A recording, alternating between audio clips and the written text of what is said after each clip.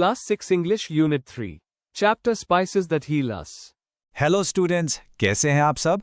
चलिए, आज हम आपके इंग्लिश टेक्स्ट बुक का एक बहुत ही interesting chapter spices that heal us को इतना इजी बना देंगे ना कि आपको सब कुछ एवरीथिंग एक ही बार में आसानी से समझ आ जाएगा।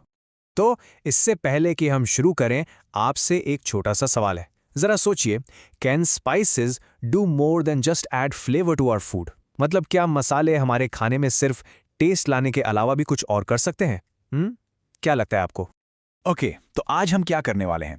पहले हम पढ़ेंगे दादीज हीलिंग लेटर, दादी की वो खास चिट्ठी। फिर हम डिस्कवर करेंगे द मैजिक ऑफ स्पाइसेस, मसालों का जादू। उसके बाद हम सुनेंगे दादीज वाइस एडवाइस, उनकी सबसे इंपॉर्टेंट सलाह। फिर मैं आपको सिखाऊंगा कि एग्जाम में आंसर्स कैसे लिखने हैं, और लास्ट में थोड़ा फन तो बनता है, so will have a quick quiz time. Ready? Let's go. तो ये जो चैप्टर है ना, ये बेसिकली एक लेटर है, एक चिट्ठी। और ये चिट्ठी लिखी है एक दादी ने अपने दो प्यारे ग्रैंड चिल्ड्रन को, जिनका नाम है विक्रम और वियावी। इस लेटर में दादी नेचुरल क्योर्स के बारे में बता रही हैं। नेचुरल क्योर्स मतलब कुदरती इलाज, यानी घरेलू नुस्खे। दादी बहुत खुश हैं कि उनके नुस्खों से बच्चे ठीक हो गए। और पता है ये सारी नॉलेज उन्हें कहाँ से मिली? अपनी दादी से। तो ये wisdom generation to generation pass हो रहा है। और अब आते हैं चैप्टर के सबसे मजेदार हिस्से पर। हम बात करेंगे उन मसालों की जो हमारे किचन में ही हैं, पर एक छोटी मोटी दवाई की दुकान यानी फार्मेसी की तरह काम करते हैं।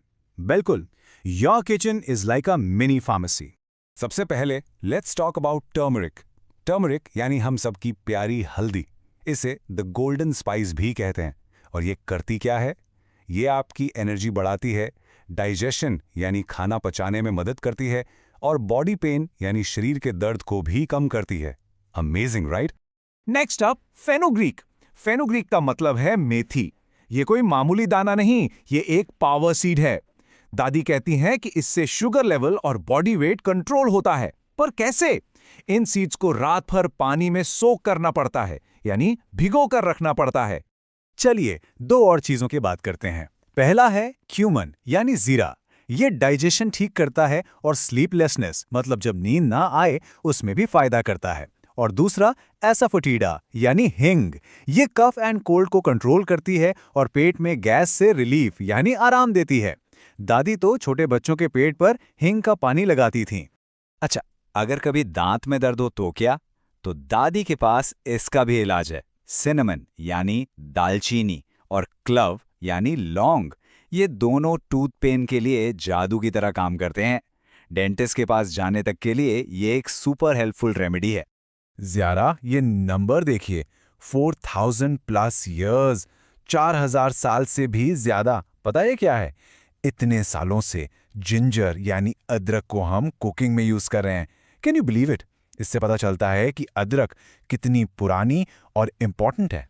तो जिंजर, जिसे हम अदरक कहते हैं, ये कॉफ, कोल्ड और पेन से आराम देती है।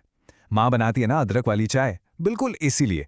और ब्लैक पेपर यानी काली मिर्च, ये भी डाइजेशन में हेल्प करती है और बॉडी पेन से आराम दिलाती है। आपने नोटिस किया है कि रेस्टोरेंट्स में या घर पर खाने के बाद सौंफ या इलायची दी जाती है?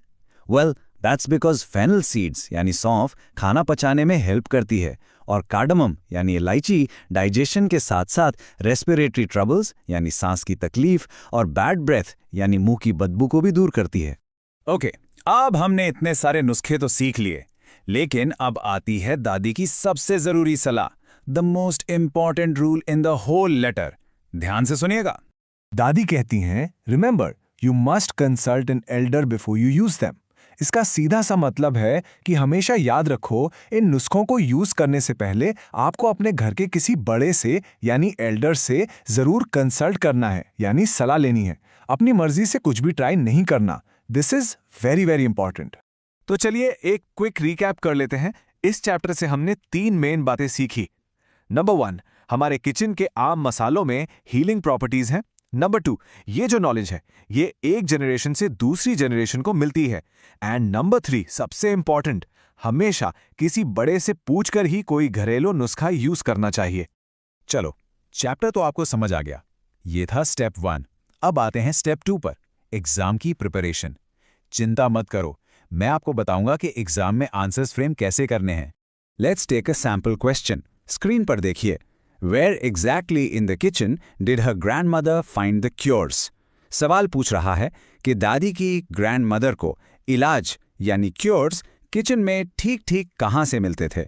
अब इसका आंसर बहुत सिंपल है। हमारे पास 2 पॉइंट्स हैं, इन the kitchen and from common spices. अब इनको जोड़कर एक फुल सेंटेंस बनाते हैं। आप लिख सकते हैं हर grandmother found the cures in the kitchen from common spices. Simple right? देखा कितना आसान है। ओके, अब थोड़ा सा फन हो जाए।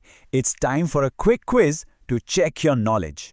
मैं सवाल पूछूंगा और आपको आंसर सोचना है। रेडी? Let's begin.